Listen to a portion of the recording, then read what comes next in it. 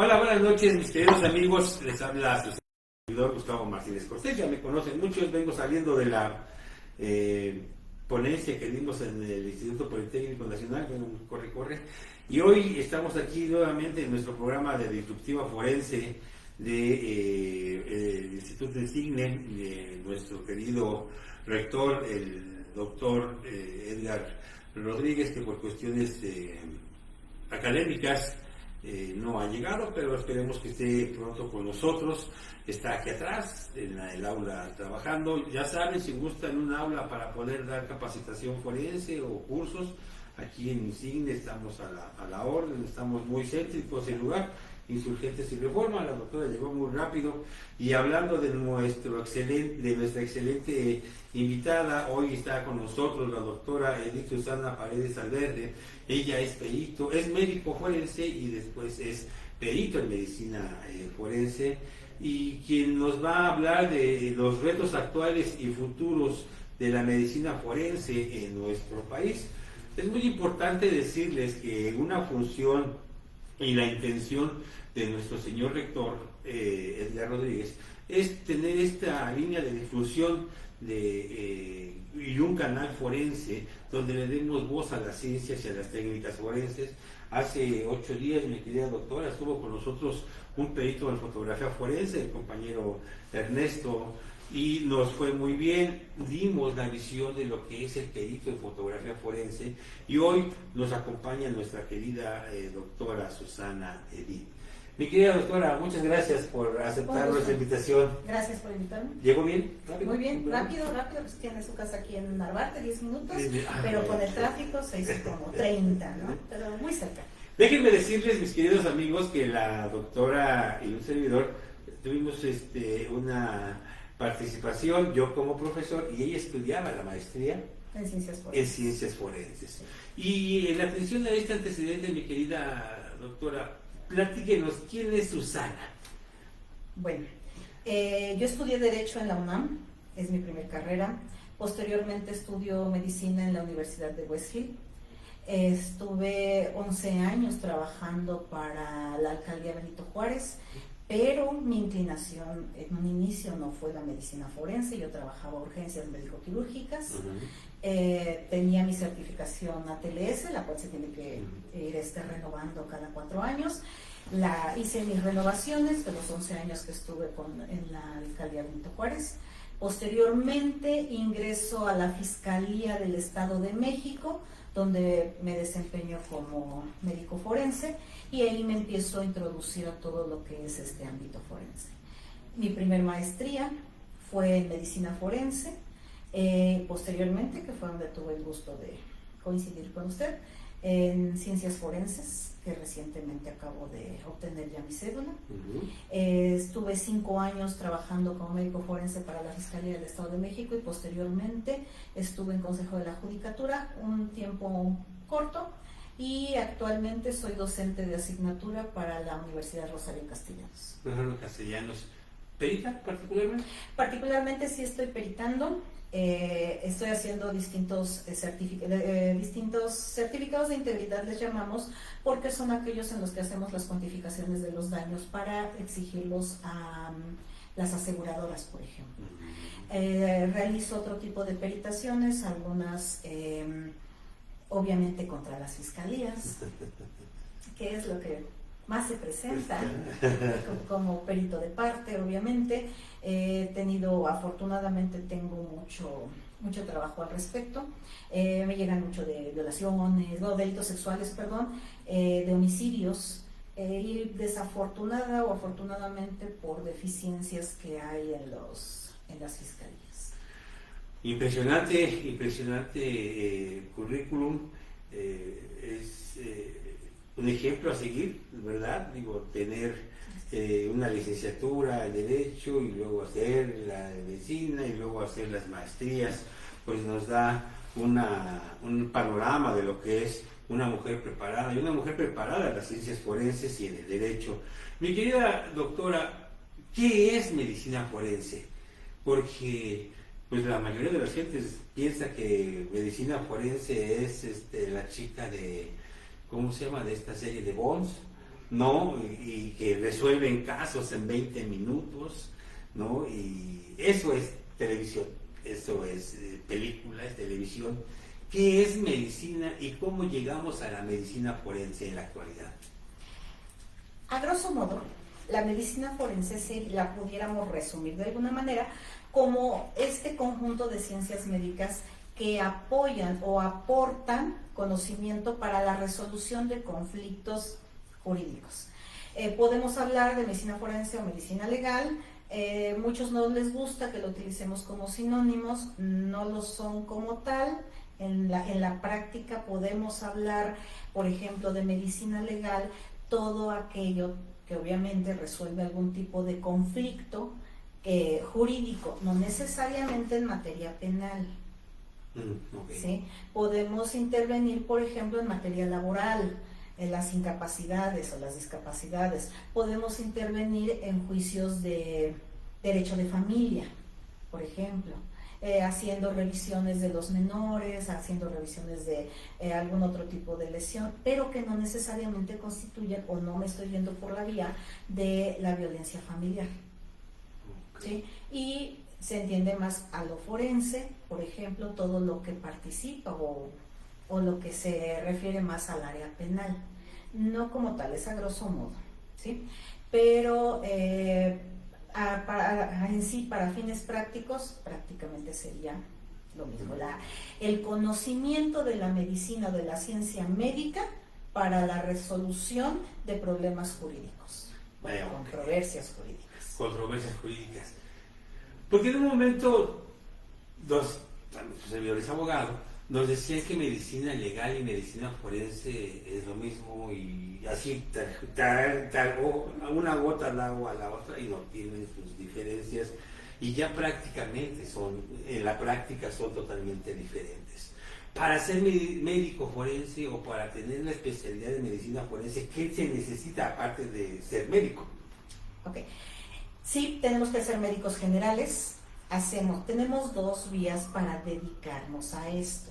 Uno, realizando la especialidad formal por medio del Examen Nacional de Residencias Médicas y obviamente avalado por alguna institución. O bien siendo habilitados como tal. Habilitados y preparados. Ahorita tocamos ese tema que es muy importante, la habilitación. Así fue como entré yo a la Fiscalía del Estado. En ese entonces hay una recomendación para el entonces fiscal por parte de la Comisión de Derechos Humanos, porque hay un asunto en el que se hace mediático, en donde hay una persona víctima de violencia familiar que con unas lesiones muy visibles, y llegan los medios, la entrevistan y dicen: es que llevo 30 horas esperando a que me certifique. Le hacen la recomendación, la Fiscalía del Estado abre una convocatoria, me parece que en ese entonces esperaban 52, 53 médicos, no llegan los 52, llegamos como 48 y nos habilitan. Todos, ¿no? ¿Cómo nos habilitan? La Fiscalía nos da un curso para la emisión de documentos médico-legales. Entonces ya nos habilita la Fiscalía, nos tiene como personal temporal mientras se realizan exámenes de control, todo lo que requiere, agarramos algo de práctica y después ingresamos como personal ya permanente. Es muy importante esto que usted dice de habilitar, porque hoy el sistema de justicia penal necesita que todos los peritos estén certificados, que tengan una certificación, y así pues cuando son sometidos a un contrainterrogatorio, pues tienen un blindaje académico y práctico muy necesario en lo que es la medicina forense, a que digan: pues es que soy habilitado. El ser habilitado era el sistema anterior. Antes el Ministerio Público tenía la facultad de habilitar, hoy no. Entonces, el que hoy se siga haciendo o se continúe con esa práctica de habilitar, pues yo creo que demerita el sistema de justicia penal que hoy tenemos, que tiene muchos problemas. El sistema de justicia penal en México, lo decía yo, mi querida doctora, y no me va a dejar mentir, nunca contempló a los peritos, nunca los contemplaron.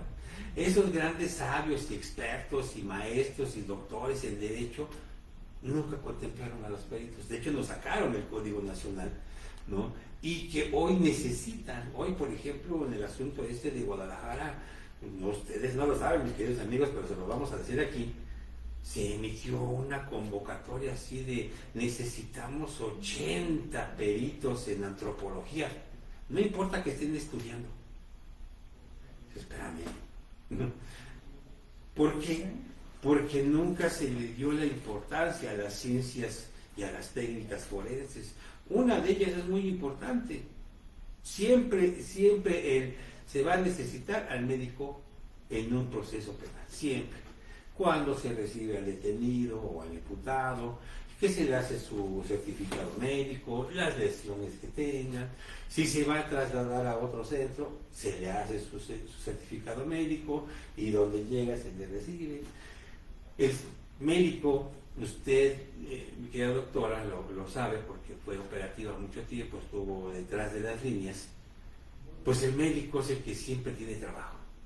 El trabajo del médico en una fiscalía no termina. Para todo se necesita, ¿cómo se llama el médico? Y va de la mano con el perito de fotografía, y va de la mano con el perito en criminalística, y va de la mano con el psicólogo, por ejemplo, el protocolo de Estambul, que también lo trataremos. Hoy es importante que toda la gente sepa que la ciencia y la técnica robustece el trabajo forense en nuestro país.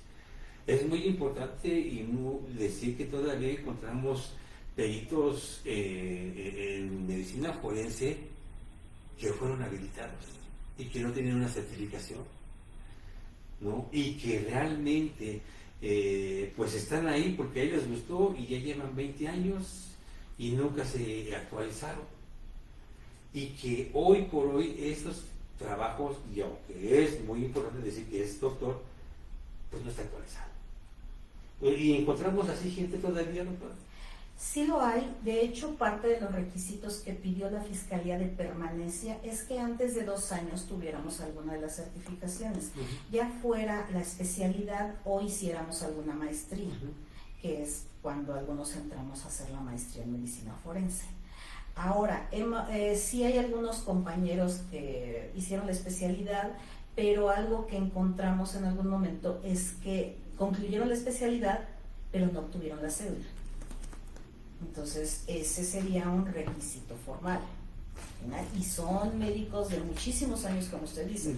Además, no tienen esa actualización, como dice, ni esa preparación, por ejemplo, para el desahogo de las periciales. Por ejemplo, el Consejo de la Judicatura nos daban una capacitación para la valoración de las pruebas, para que supieran qué espera el juzgador de nosotros, qué tenemos que explicarle al juzgador. Tenemos el conocimiento, pero nos falta hacer ese match para poder explicarle al juzgador lo que necesita saber. ¿Cómo se lo vamos a expresar? Entonces nos daban ese tipo de capacitaciones que en Fiscalía nunca lo recibí, por lo menos. No lo sé. Eso no sé si en algún momento se le dio al personal de la Fiscalía anterior o ahora se le ha dado. Yo creo que no, mi querida doctora. Yo aventé 21 años a nivel federal y nunca vi que les dijeran eso. De hecho, hay que decirlo, la Fiscalía General de la República es donde se latiguea de una manera en misericordia a los médicos, ¿no? ¿Por qué? Porque no hay médicos forenses y los que hay, pues los llegan y los latiguean. En las fiscalías, no solamente en la federal, en todas las fiscalías, la falta de personal forense es palpable, ¿no? Yo me he tocado ver y saber de fiscalías donde hay un médico forense para fin de semana. Y un médico forense para un estado violento, donde te recibes 5 o 6 cuerpos por 8 puestas a disposición, pues el dictamen del médico forense va a ser 3 renglones, 4 renglones, porque tiene que trabajar. Y esto, mi querida doctora, no sé, hoy usted que está del lado de la medicina, del lado particular de la peritación, son armas para la defensa. tener unos dictámenes, no vamos a decir los escuetos, porque sería ser grosero, pero sí limitados en la explicación. Es lo mismo, ¿no? Pues, lo que pasa es que sí, de hecho, por ejemplo, estando en fiscalía, en algún momento hubo alguna defensa que me cuestionaba cuánto tiempo tardé en hacer una certificación. Entonces yo le decía 20 minutos. Y dice, bueno, 20 minutos le parece suficiente para todo lo que usted está describiendo que revisó. Pero pues sí, porque fue una revisión muy básica y mi formato, primero cargué datos, ya nada más hice mi revisión, ya nada más hice una revisión física de 20 minutos. No le estoy diciendo que lo emití en 20 minutos, ¿no? Sí. Yo le estoy diciendo que hice revisión en 20 minutos y posteriormente me tomé mi tiempo para la redacción suficiente, por no tener a la persona ahí. Pero hay compañeros que emiten certificados en 3 minutos. Lo cual pudiera, nada más por el puro tiempo, llegar a ser cuestionable si no lo pueden sustentar de alguna manera. Sí. ¿Hay algún protocolo que nos diga cuánto se debe de tardar en una revisión corporal? No como tal, pero se dice que sí podemos tomarnos el tiempo necesario. Ahora, por ejemplo, aquí nos llegaba un cadáver y a las pocas horas ya querían dictamen, muestras embaladas, etiquetadas y obviamente que estuviéramos entregando el cadáver.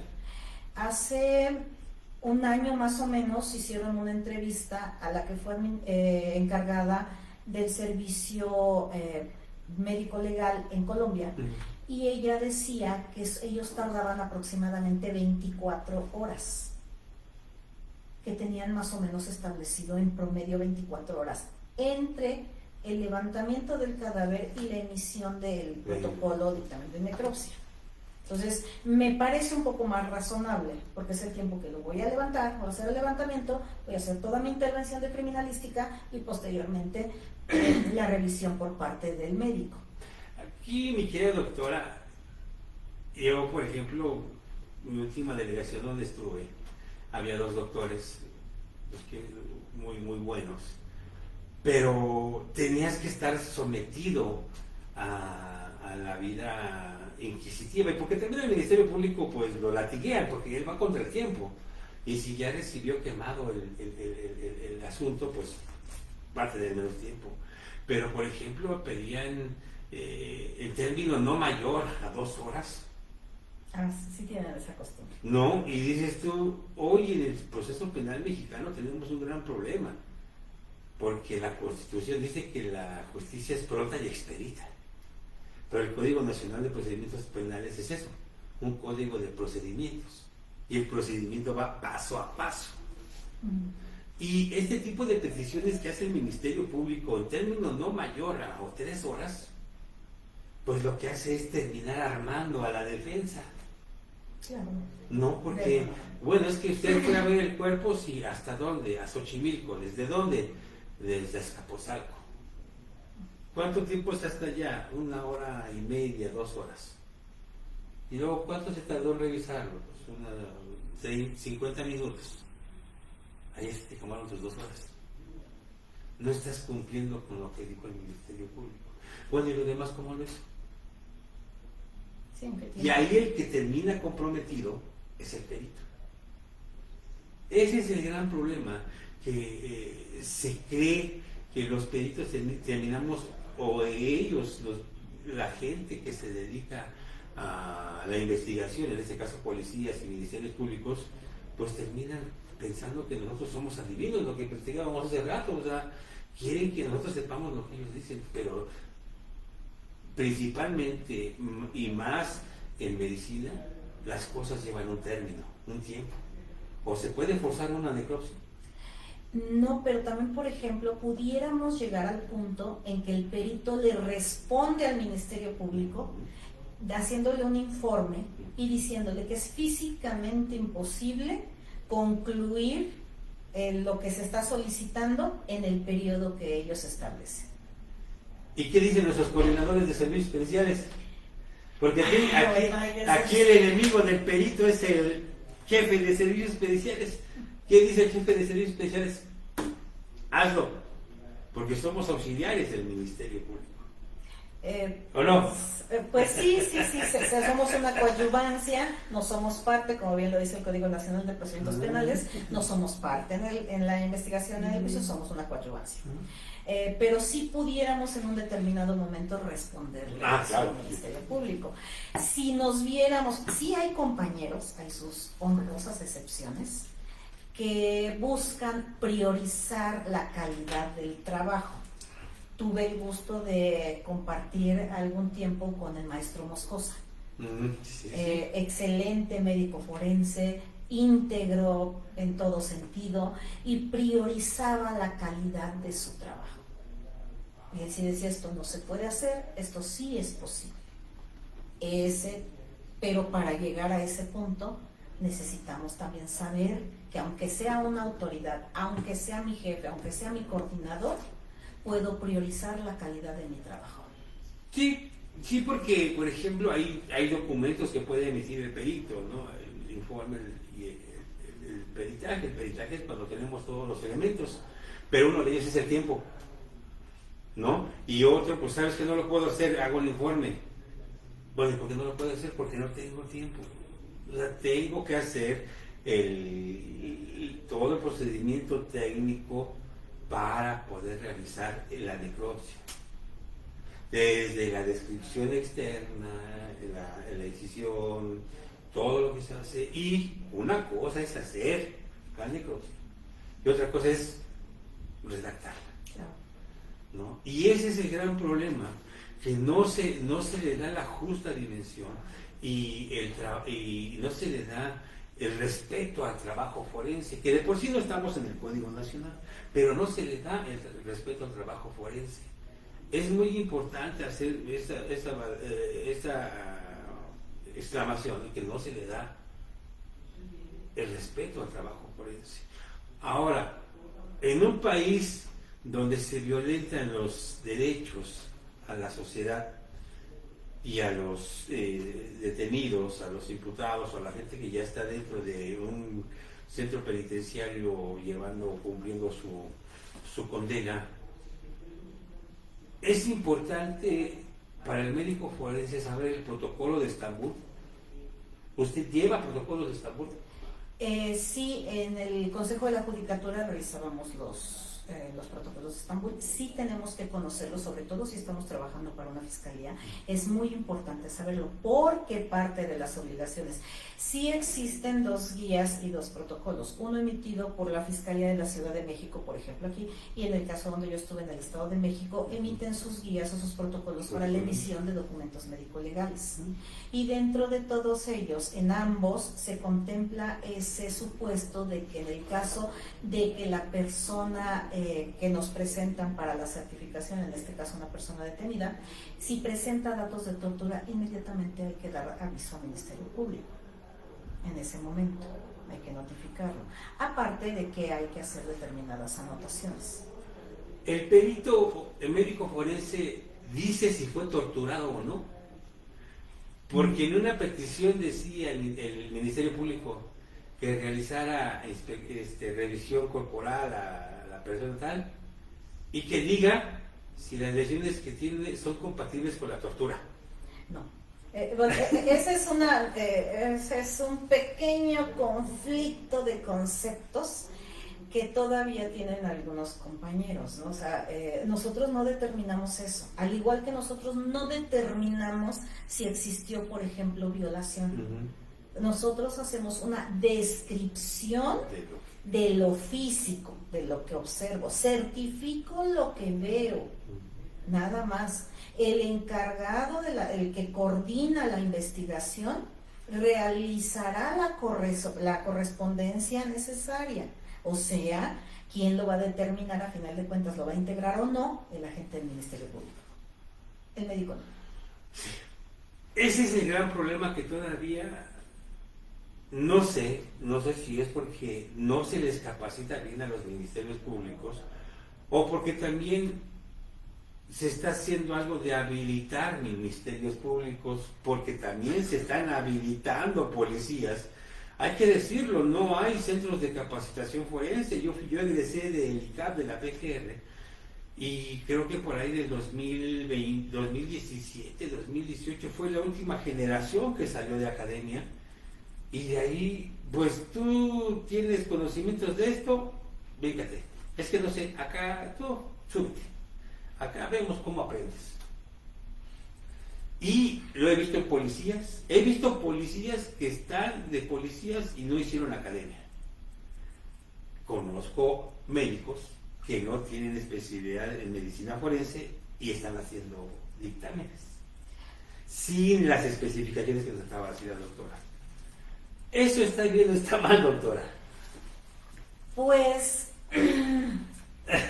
ha sido una forma en la que ha buscado también el mismo sistema de poder llenar esos huecos. No hay suficientes peritos, no hay suficientes nichos de preparación, no hay suficiente personal. Si es un sistema de justicia saturado, también un sistema de salud saturado, ahora con más ganas el sistema obviamente de los peritos. Hay pocos peritos realmente, entonces puedo ser un perito habilitado con suficiente experiencia, o sea, con una experiencia clínica suficiente para emitir un peritaje de calidad, sí, pero posiblemente no tenga yo la experiencia para exponerlo en juicio oral, muy posiblemente.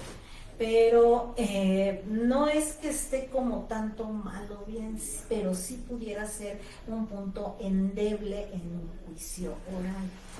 Eso es algo muy importante que hay que decir. A la autoridad que contrata piensa que, bueno, el médico nada más que lo revise, que nos haga el dictamen y ya. Pero se les olvida, y lo decía yo en la plática que tuve en el Instituto Politécnico, en el fomento educativo politécnico hace unos minutos, que el lugar último donde va a llegar el perito a mostrar todo su conocimiento técnico, científico de su especialidad es en el juicio oral. Sí. ¿No? Y ahí debe de estar consciente de que va a haber un interrogatorio amigo, de que se ofertó. Pero el fin último del conocimiento de los peritos es estar en un juicio oral y soportar el embate de la defensa o de la parte contraria en el contrainterrogatorio, que es el interrogatorio enemigo. Y al fin y al cabo, usted, su servidor, nos contratan como consultores técnicos y nosotros podemos decir este error. Hoy, por ejemplo, por ahí hay alguien que habla de metaperitaje, que no existe, y vamos a hablar mejor de prueba de refutación. La prueba de refutación es cuando un perito experto como la doctora es contratada para decir, ¿sabes qué, doctora? ¿Esa técnica que utilizó el perito médico Gustavo es viable? No. Esa técnica se dejó de usar en 1990. Pero él dice que utilizó este protocolo. No, ese protocolo dejó de ser viable tal. Entonces vamos a saber, y debemos de saber, que no se está capacitando a los peritos para enfrentarse en un juicio oral, que es el lugar donde vamos a desplegar nuestro conocimiento. Ese es algo muy importante. Yo, por ejemplo, no he visto donde se dé capacitaciones para juicios orales para los peritos.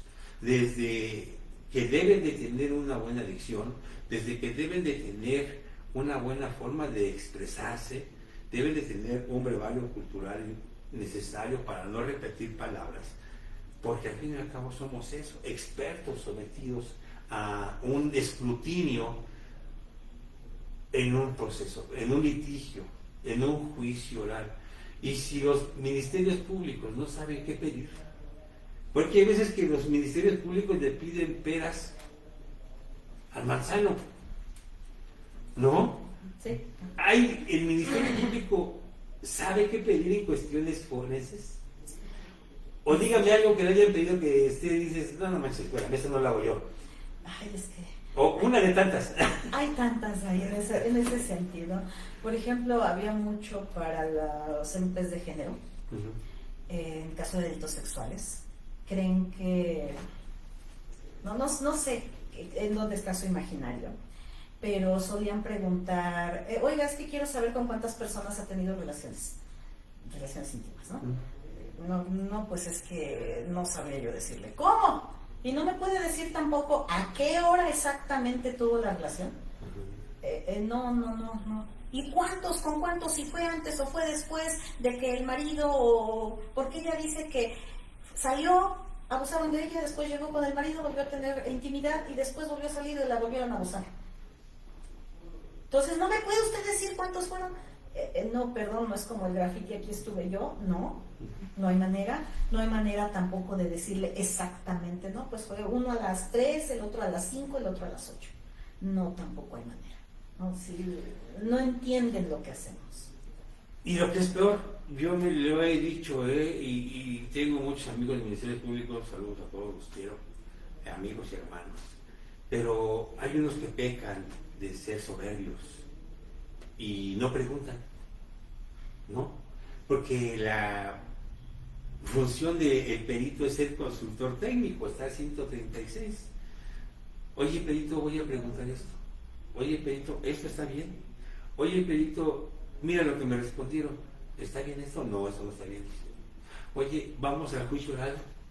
Vas como mi consultor técnico y ahí como mi conciencia me vas diciendo. Pero hoy por hoy se sigue pensando y se sigue teniendo, y los mismos jefes de servicios periciales siguen replicando esa idea de que el perito es auxiliar del Ministerio Público. Y mientras sigamos pensando que somos auxiliares y no los que sustentamos lo que ellos van a decir, no vamos a avanzar. Ese es un gran problema que se sigue teniendo. Tenemos una criminalística que es del año 2000, de 1990, con esas definiciones. Hoy es necesario que todos nos capacitemos, peritos, policías y MPs. Y no solamente ellos, también los jueces y los magistrados, que dicen cada barbaridad. Hay un magistrado que dice que de la escena del crimen se lleva pruebas. Si te llevas pruebas de la escena del crimen, ¿para qué policías? ¿Para qué peritos? ¿Para qué juzgados? ¿Para qué? Pues ahí mismo júzgalo, ya tienen las pruebas. Esa es la realidad. Hola Karina, mi querida amiguita Karina, muchas gracias por estar. Jiménez, muchas gracias. Estábamos estuvo conmigo en la presentación del Politécnico y está aquí, muchas gracias.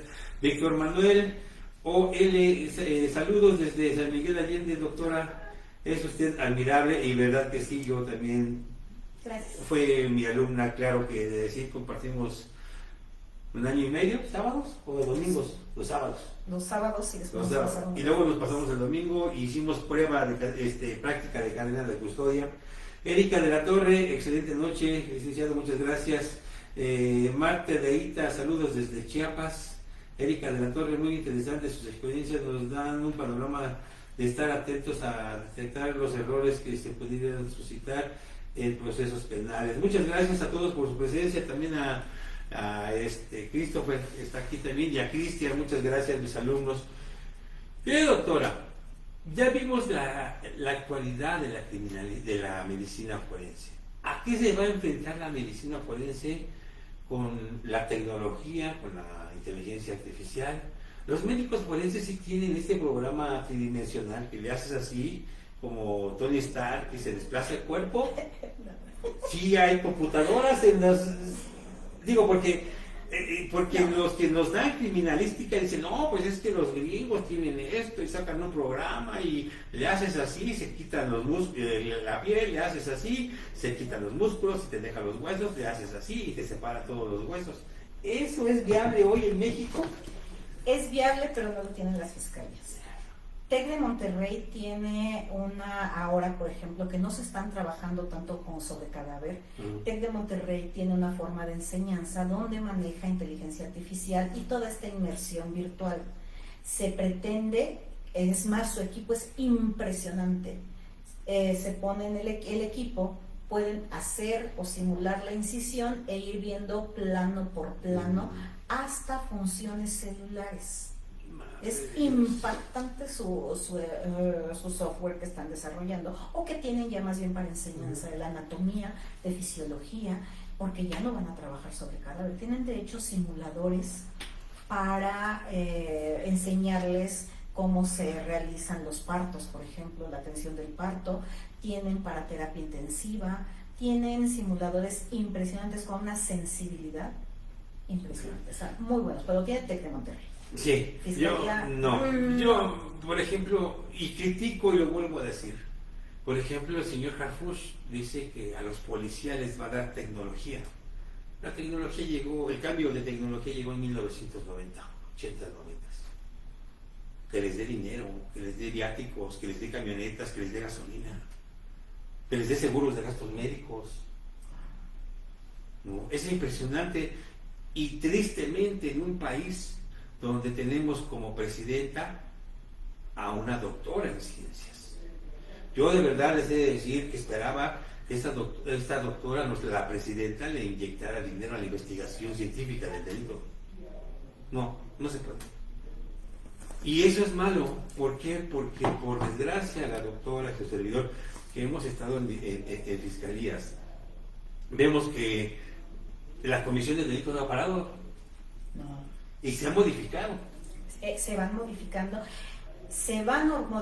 organizando y actualizando más rápidamente que nosotros, o que las policías, desafortunadamente. Esa es la realidad, ¿no? Esa es la función de INCIGNE y de la iniciativa de nuestro señor rector, de dar voz a las ciencias y a las técnicas forenses.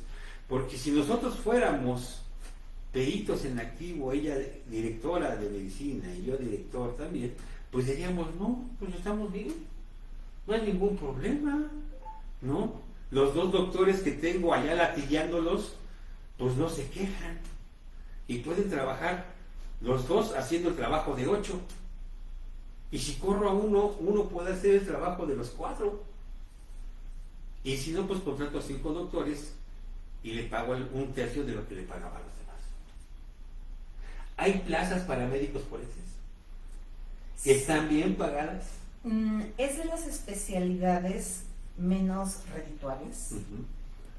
No es muy llamativa ni glamurosa como, no sé, las quirúrgicas, por ejemplo.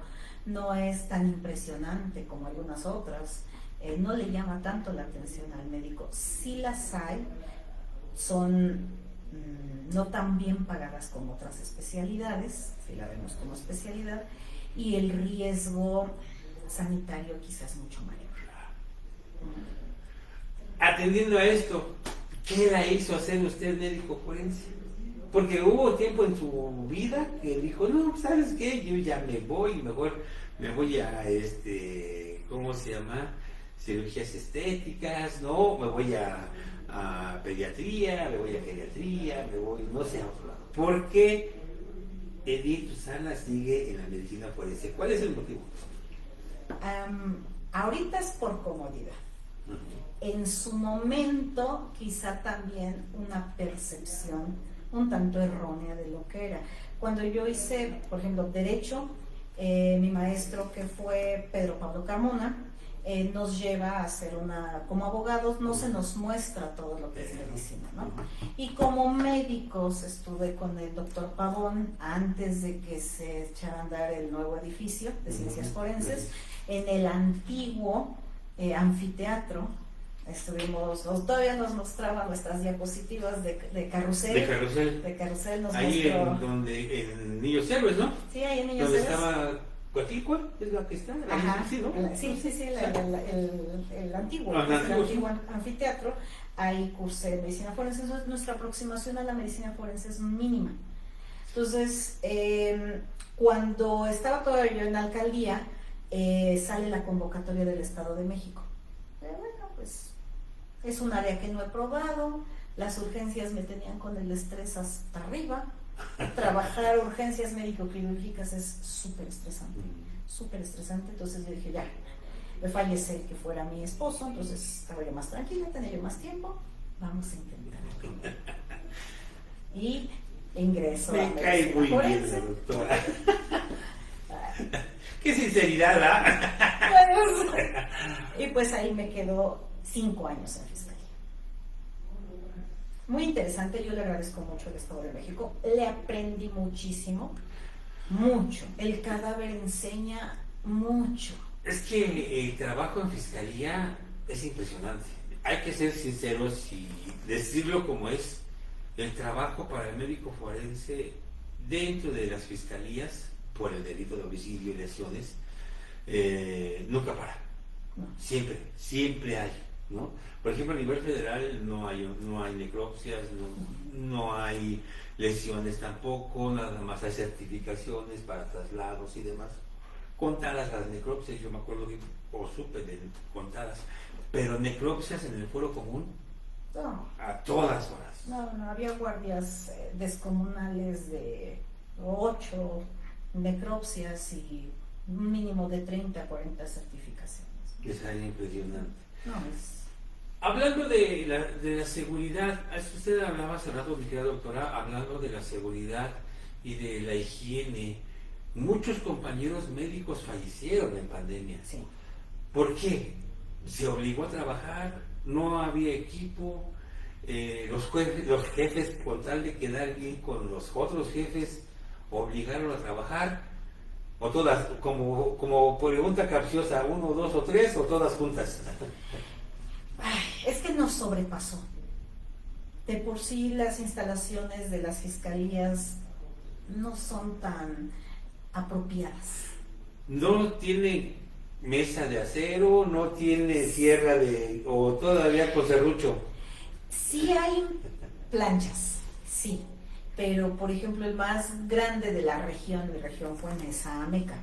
El refrigerador más grande tenía 5 gavetas, 1, 2, 3, 4, 20 espacios, que por lo general estaban llenos.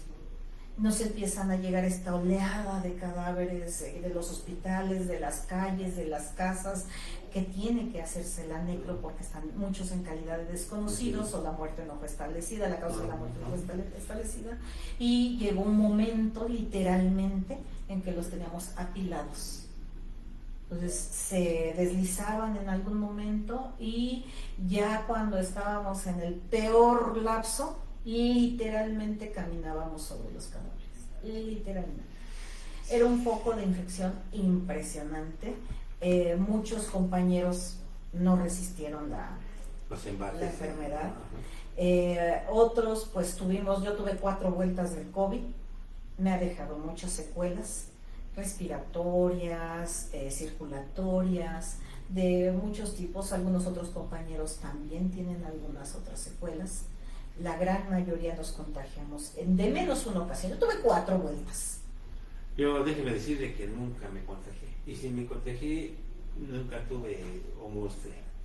A mi hijo le dio 15 días y el Omicron, ese sí me lo tiró 15 días en la cama. Pero a mí nunca supe si estuve contagiado o si estuve contagiado, nunca mostré, síntomas. Es muy importante decir, independientemente del COVID, a los médicos forenses se les da el equipo necesario para no contagiarse de otras enfermedades. ¿Qué otras enfermedades puede adquirir el médico forense en su trabajo? ¿O cuáles no? Pues empecemos porque si se descomponen los refrigeradores, obviamente el cuerpo se sigue descomponiendo. Había algunos que tardaron en repararlos y en vez de enfriar calentaban, entonces el caldo estaba todo. Obviamente, ¿a qué se debe ese olor? ¿Qué es lo que huelo? Bacterias. Al final, ¿no? Entonces me puedo contagiar de muchas cosas. A veces teníamos infecciones en la piel o algún problema de la piel, que era lo más común. Uh-huh. Algunos compañeros sí lo presentaban en mayor, en menor medida. De ahí en fuera no se nos da, no es como en las películas, no es como en las series, no nos dan ese equipo impresionante, no hay esos extractores, no. ¿Por qué? Porque las instalaciones no son tan modernas. Muchos tenían que comprar a veces su equipo. De hecho, también me comentaba una amiga que en el INCIFO pasaba porque ella tenía alergia al látex. Entonces tenía que comprar ella sus guantes de nitrilo. Ella iba y pedía, oiga, ¿tiene guantes de nitrilo? No, estás ocupando muchos. Dice, pues es que tenemos mucho trabajo. No, pues no hay. Entonces ella tenía que comprar sus propios guantes. Sí, eso fue algo a lo que, por desgracia, los peritos, por hacer nuestro trabajo, acostumbramos a nuestros jefes. Como no había, pues que lo compren. Como no hay capacitación, que se capaciten. ¿No? Como no hay gasolina, que le pongan ellos. Por desgracia, los jefes de servicios periciales, y bueno, insisto, contados, yo a mí en 21 años, 2, 3 tal vez sí dieron la cara por los peritos, pero la mayoría fueron verdugos de sus compañeros, ¿no? Y por desgracia, cuando cambiaron la perspectiva y cuando ellos te regresaron a ser tropas, pues lo primero que hicieron fue darse a la fuga, los cobardes estos, ¿no? Entonces, no se nos daba el material y los acostumbramos nosotros, no se nos daba capacitación. Y lo peor es que cuando alguien, un jefe, sabía que estabas estudiando, te bloqueaba, te cambiaba de turno, ¿no? Ese fue el gran problema. Yo me acuerdo que mi última certificación en relojería la pagamos nosotros. Y los compañeros que venían de provincia les hicieron el favor de darles permiso. Y ellos tenían que pagar su avión, tenían que pagar su hospedaje. Ese es el gran tema. Moreno, lo repito, no sé si ya lo dije, pero Moreno González decía en una entrevista, criminalística es dinero. Y si no hay dinero, pues no hay dinero para capacitación, para equipo. Ese es el gran problema. Otra gran vertiente en la que trabaja el médico es el protocolo de Estambul. Sí. Como está establecido, está bien, debe de actualizarse. Y dígame, usted que es médico, ¿por qué del protocolo de Estambul no se habla del perito en fotografía forense? Porque el protocolo de Estambul es psicólogo, médico, y quien documenta es el fotógrafo. ¿Por qué nada más se da clases de protocolo de Estambul de psicología y de medicina y no de fotografía? Eso es curioso, pero la triada siempre los peritos íbamos de 3. Uh-huh. Médico, psicólogo, fotógrafo. Uh-huh. Pero sí tiene razón, no se hacía, no se daba capacitación de ningún tipo para protocolo de Estambul, la fotografía. Ese es un gran problema. Y digo, obviamente, pues psicología describe, ¿no? Lo que veo, si hay indicios de violencia o fue víctima de un maltrato. El médico, con su trabajo, con su revisión, con palpar, con observar, dice, no, sí tiene una herida, ya cicatrizada, pero sí fue, ¿cómo se llama? Herida derivada de. Y quien tiene que documentar eso es el, ¿cómo se llama? El fotógrafo, que es el experto. ¿El protocolo de Estambul fue rebasado? ¿O por qué tenemos peritos en fotografía forense, psicología y medicina para el protocolo de Estambul hasta el 2030? Es que pasa muchas cosas con Estambul. Sabe que, por ejemplo, es sabido que en México no podemos hacer la certificación. Uh-huh. Tenemos que salir del país para certificarnos en el protocolo de Estambul. No se hace ahorita en México. Hay cursos. De hecho, mi certificación no es la certificación que dan a nivel internacional, ¿no? No es, y la mayoría no la tenemos. Me parece que hay muy pocos ahorita. ¿Y se puede atacar el protocolo de Estambul con esto que se dice? Una certificación internacional no es lo mismo que una nacional. ¿Qué instancia internacional certifica? Sí primero la primera parte, uh-huh. Sí se podría atacar, porque a final de cuentas es un protocolo especial y específico que debería de tener cierta capacitación y obviamente haberse certificado. Ahora, Conocer lanzó una certificación, uh-huh. Esa es de conocer. ¿Sí? Un estándar de competencia. Un estándar de competencia, exactamente, que pudiera servirnos de referencia, uh-huh. Y quizá pudiera amortiguar esta falta de certificaciones. Uh-huh. Bien argumentado pudiera ser. Bien argumentado pudiera ser, porque sí nos ha pasado que la argumentación a final de cuentas nos salva de muchas cosas. Sí. ¿Por qué? Porque me ha pasado muchas veces, dicen, bueno, ¿y usted es ginecólogo? No, no soy ginecólogo. ¿Y por qué certificó un delito sexual si no es ginecólogo?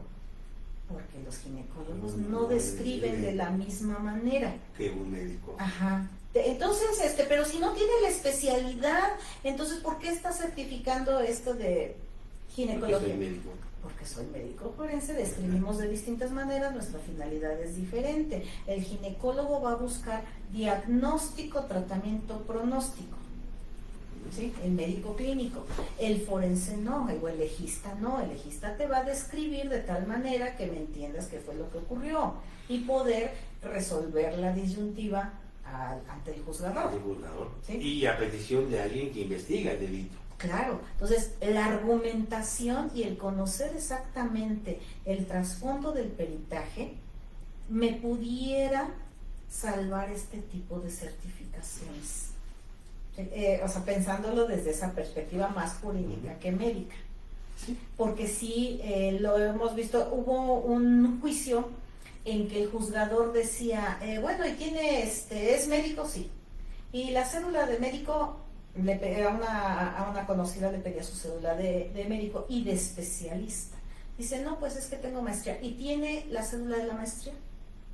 Y le preguntaba el juez, porque para mí es claro que la maestría en medicina forense la pueden cursar no solo los médicos. Entonces, dice el juez, requiero que usted me traiga su cédula como médico y su cédula como especialista. Que pues realmente el juzgador tenía otras perspectivas, otro trasfondo, sí. Pero puede llegar a pedirlo, ¿no? Quizá para él lo estaba pidiendo como necesario, ¿sí? Pero el problema fue que la defensa no supo argumentar porque llevaba a este médico. Ese es el gran problema luego, insisto. Por eso los que hicieron muy bien el Código Nacional plantearon algo que se llama consultor técnico, ¿no? Si señores abogados, si necesitan un consultor técnico en medicina forense, aquí está la querida doctora Erika de la Torre, gracias. Javier Sóstenes, gracias. Cristian, muchas gracias. Si me lo permite mi querida maestra Alondra, que no le agradecí, discúlpeme maestra, la maestra Alondra está ahí atrás de pantalla, moviendo cables, teléfonos, contestando líneas telefónicas. Muchas gracias maestra por el apoyo técnico. Si me lo permite mi querida maestra Alondra, si quieren hacer preguntas o una pregunta para la doctora, que es una experta en la materia, pues adelante, tenemos abogados en el foro, adelante. Mi querida doctora, para ir concluyendo, usted, perita, particularmente, ¿dónde la pueden encontrar? Nos puede dejar un número telefónico, aquí para que también lo apunte la maestra Alondra, porque pues, obviamente cordial invitada a los eventos de Insigne. Vamos a tener un congreso de ciencias forenses y tenemos varios eventos por ahí, tenemos varias presentaciones de libros aquí. Insigne, déjenme decirle que tuve una muy buena tutela y fui cobijado por Insigne Editorial para la realización del libro de Voluntù Periti. Y si necesita, mi querida doctora, si usted quiere realizar un libro o si necesita una sala para dar capacitación, aquí la tenemos cordialmente invitada, aquí con el señor rector, con la maestra Alondra. ¿Alguna pregunta que tengamos en línea? Si no, mi querida maestra, dígame cómo vamos con el tiempo, mi querida maestra Alondra. 3 minutos. Para concluir, ¿usted cómo ve a los alumnos en criminalística, a quienes les dan, me imagino, medicina forense, y cómo ve a los futuros especialistas en medicina forense? ¿Si hay interés por seguir y por continuar con esta especialidad? ¿O toqué así como un punto como álgido? No es tan pletórica, pues, el interés en la medicina forense para el médico. No le interesa tanto como medicina interna, cirugía, cardiología, no le interesa tanto la medicina forense al médico. De tal manera que tenemos muy pocos médicos forenses o médicos interesados en el área forense, si lo vemos a relación con otras especialidades, ¿sí? Parte de ello es porque al médico no le gusta ir a juicio. No le gusta que le pregunte. Ha ido al seguro y le ha preguntado a su médico, oiga, ¿por qué dice usted esto? ¿No? Es una actividad inquisitoria, ¿no? Del doctor. Claro. Usted quiere esto y se acabó. Ay, bueno, es cierto. ¿Quién le dijo al doctor? Luego pues dice que piden una segunda opinión, ¿no? Porque a lo mejor no se equivocó. Pero es que él me lo dijo, bueno, a lo mejor se equivocó. Y si es cierto, ahorita que lo dice usted, o sea, nadie le pregunta algo al doctor, oiga, doctor, ¿y por qué me dio diclofenac y no me dio tal? Aquí el doctor soy yo. Y si es cierto. Entonces no les gusta ir a juicio porque es el que le pregunten al doctor es como que inquisitivo para él. Yo digo que sí es más eso. Yo conozco a pocos que realmente desahogan bien una audiencia. Allá déjeme decirle que en el estado de Morelos hay una doctora chaparrita muy buena, o sea, esa señora llega hasta con su maniquí y dice, entró por aquí, soy de esos maniquíes que se abren y mire, perforó acá, salió por este lado y no te dice nombre, grados, perforó, causa de la muerte es esto. Y dices tú, pues a qué le preguntas si ya nos dijo cómo se llama, todo. Defensa quiere preguntar, no señoría.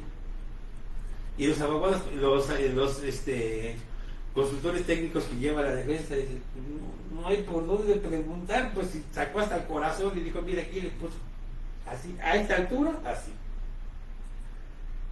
¿Por qué no? ¿No se gana lo mismo en un médico forense aquí en México que en Estados Unidos? No,